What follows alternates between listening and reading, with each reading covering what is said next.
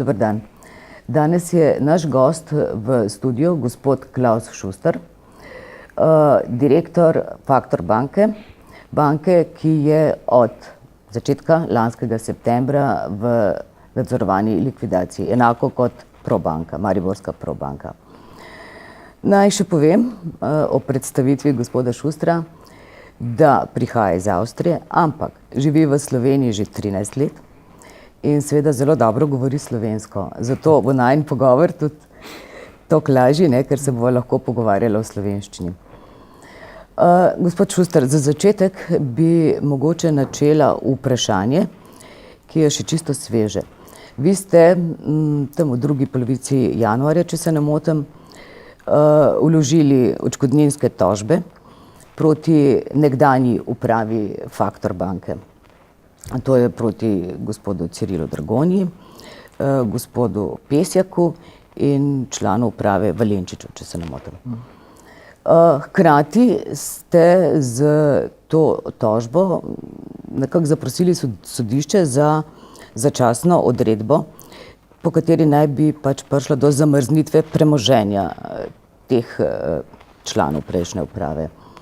Ampak sodišče, kljub temu, da ste nekako pričakovali hitro odločitev, tega ni storilo. Navsezadnje se vam je mudilo, če se ne motim, je prav pred 2 dnevoma se iztekel depozit gospodu Pesjaku, ki ga je imel vezanega v Factor banki. Se pravi, bilo bi treba zelo hitro ukrepati. Zdaj, kako vi razumete to ravnanje sodišča? Ja, sploh tega ne moram razumeti. Ampak moram tudi reči na začetku, da nisem pravnik, sem ekonomist, ampak samo moja logika pravi, da ja, še enkrat, jaz tega ne razumem. Mi smo logično tudi konsultirali takoj ne samo naše odvetnike tukaj v Sloveniji, pa odvetnice, ampak tudi v tujini smo vprašali, kako se ukvarjamo s tistim, ali kako se bi ukvarjali s takim konkretnim primerom, in smo dobili potrditev povsod, da bi to naredili, kot v našem primeru, ker tudi mi, ko smo mi prišli, to ste že rekli, mi smo prišli na začetku septembra, ukrep je bil 6. september, 10. september, to je bil ponedeljek, smo začeli, 11. september smo dobili tudi začasno odredbo za 9,5 milijona evrov, ker nas je tožil Iskratel. In takoj so blokirali pri nas račun. Ampak še enkrat, nisem pravnik, samo nekaj ne razumem.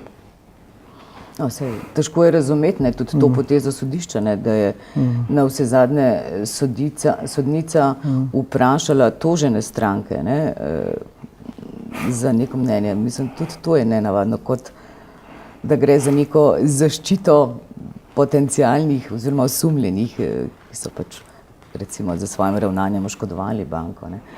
Res gre za težko razumljive stvari. Ja, bomo videli, kako gremo naprej s tem primerom. Ja. Imate kakšne druge vzvode, da lahko zaščitite recimo premoženje ali kar to, kar... Mi nimamo nič, Potem je bomo videli. Zakonodaja vprašljiva. Tako. Zdaj, ta odškodninska tožba ni edina, ki ste vložili proti prejšnji upravi. Če se ne motim, ste pripravili tudi še kar nekaj ovadb, ki govorijo o različnih sumih oškodovanj. Lahko malo več poveste, za kakšne ovadbe oziroma za kakšne primere gre?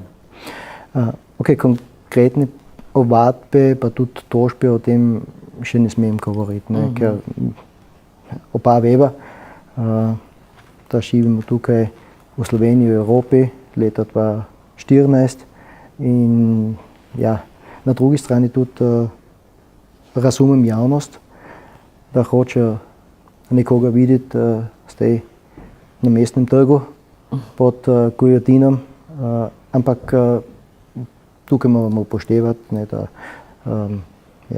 nismo v Bananski republiki.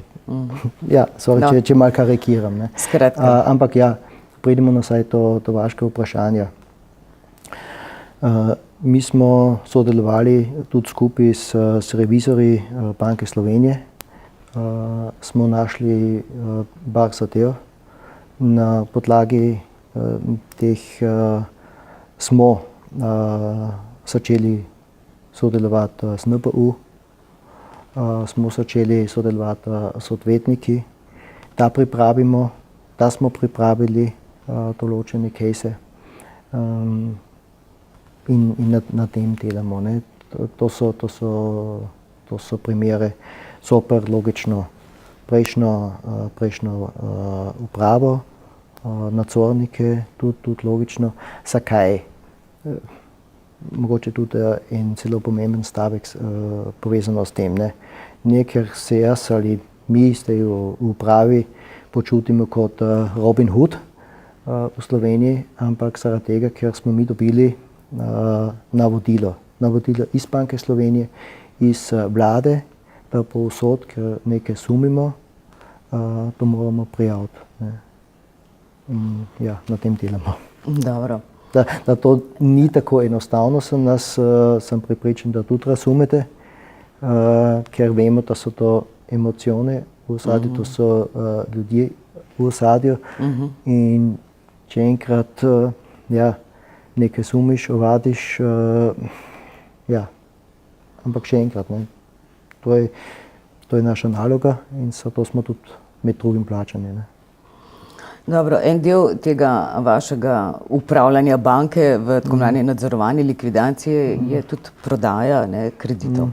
Zdaj, pred kratkim ste objavili nek seznam kreditov, ki jih ponujate v prodajo. Kakšna je verjetnost, da bo ta prodaja uspela, oziroma kdo bi bil zainteresiran za nakup teh posojil, glede na to, da to niso verjetno najslabša posojila? Ne? Mi smo, in to še po načrtu prestrukturiranja, smo definirali tako, da bomo v prvem koraku prodali tako imenovani performing loans, to so krediti v razredu A, B, C. Skratka, krediti, ki se odplačujejo. Tako. Ne. Tukaj vidimo kar zanimivanje od različnih bank, pa nas v Sloveniji, pa tudi od skladov, ampak ne samo tukaj v Sloveniji, tudi iz tujine. Koliko bomo na koncu prodali, za katero ceno, bomo videli. Gre za skupno vrednost, 376 milijonov kreditov. To je skupna vrednost, ki zdaj ponujate, ne? To smo zdaj ponudili. Diskonti za te kredite se pa lahko gibljajo različno? Ja, zdaj je šoga na uni strani, ne?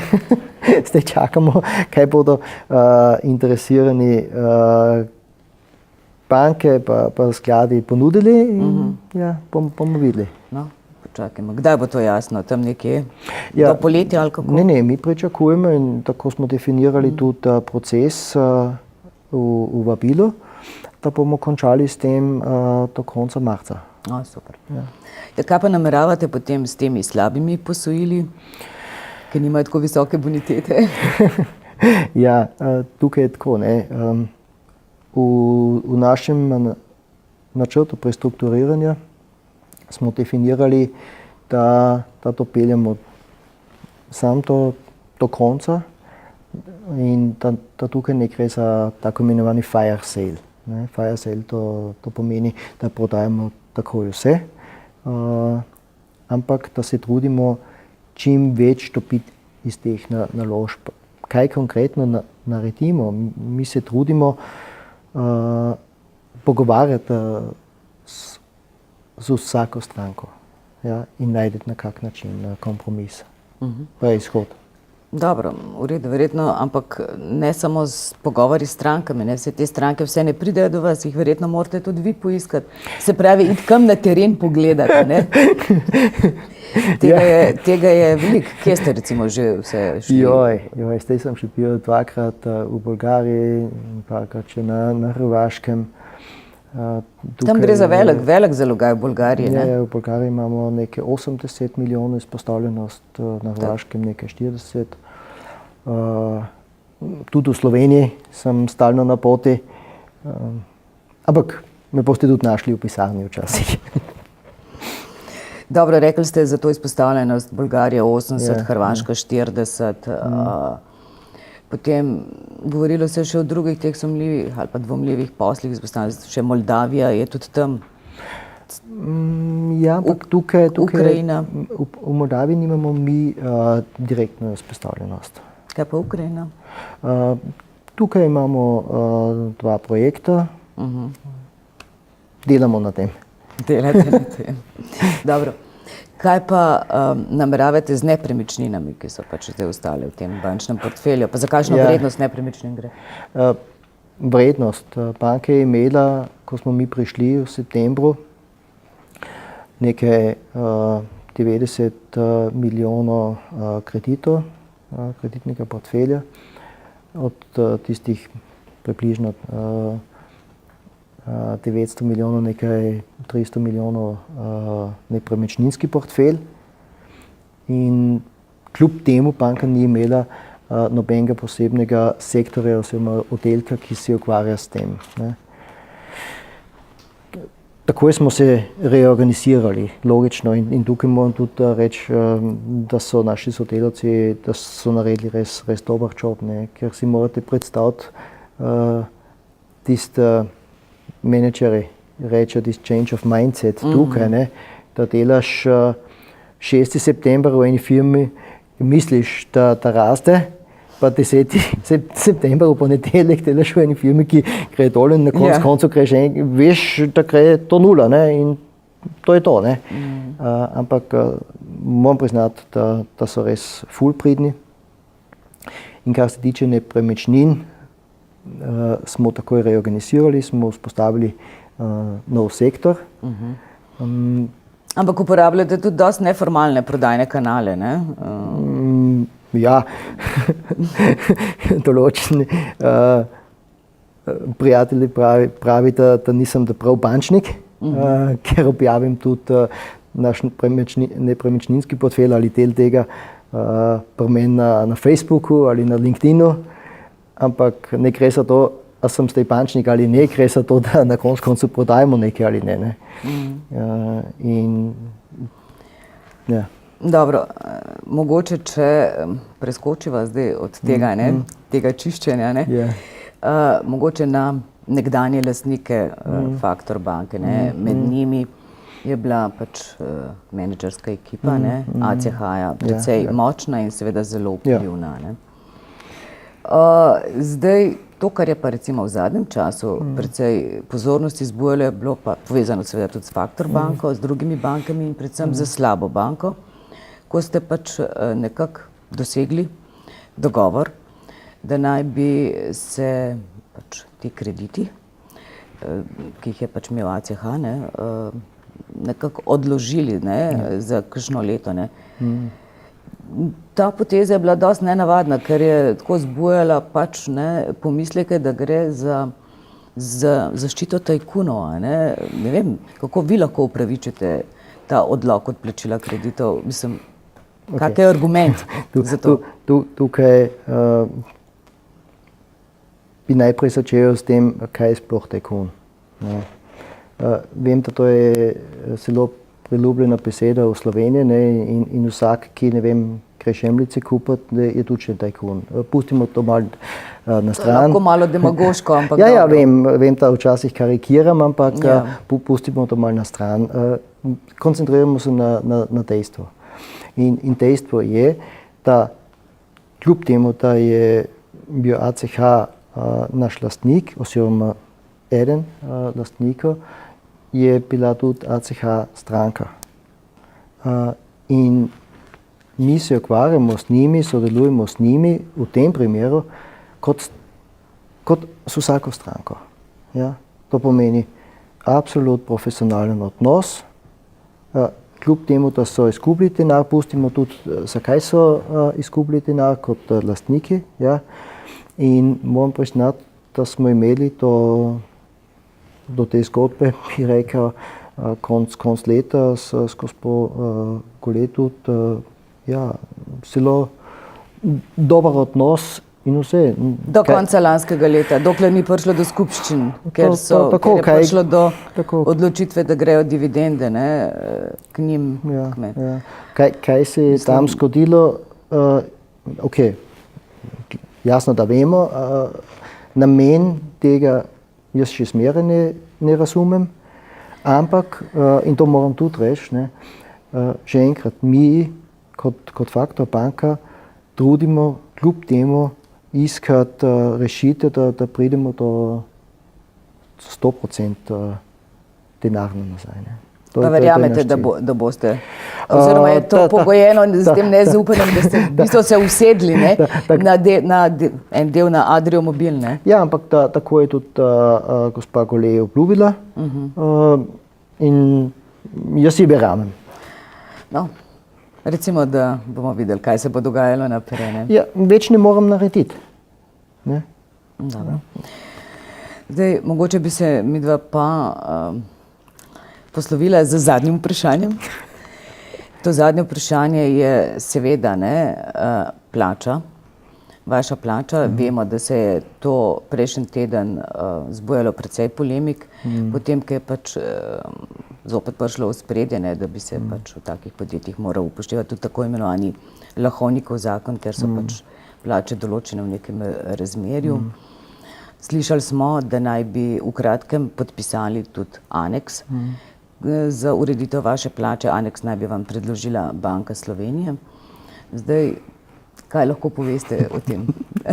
Kako daleč ste zdaj s to uskladitvijo plač, oziroma so sploh pač neke realne podlage? Ja, jaz sem še mislil, da ste posabili na to vprašanje. Pa, dobro. A to je odgovor vaš? Dobro. Ne, tudi vemo, da to ni skrivnost v Sloveniji in to beremo povsod. Moram tudi priznati, da gospod guverner, pa tudi njegova ekipa, res oni se trudijo ful, da korigiramo na kak način tisto, kaj se je zgodilo.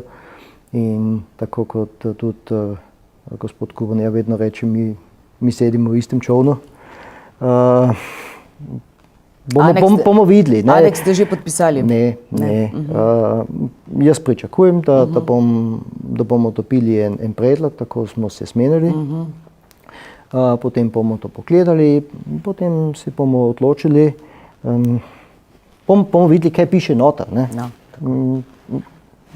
Čist po domače pojma nimam. Dobro. Prav. Gospod Šuster, hvala lepa za pogovor, in verjetno se bomo do konca leta 2016, dokler pač naj bi delovala Faktor banka v likvidaciji, še kdaj srečali v tem studiu. Ja, s veseljem. Hvala tudi vam.